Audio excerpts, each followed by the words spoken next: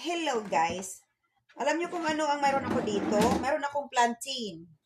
I have a plantain banana in there na hindi ko siya maluto-luto kasi wala nga akong time.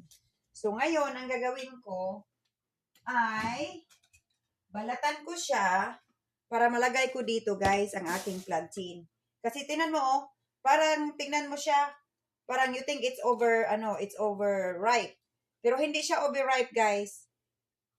Malambot nga siya sa loob. Pero pwede pa natin itong prituhin. Balutin natin sa egg roll wrapper. So, ito ang gagawin ko sa aking mga plantain banana. Kasi, lutong-lutong na siya. Masarap din ito pang banana bread. Pero wala akong time mag-banana bread guys. At saka mainit na mainit ang panahon ngayon para mag-banana bread. So, ito, ilagay natin dito kasi maraming mga yung mga fruit flies, nagpistahan na sila. So, ito guys.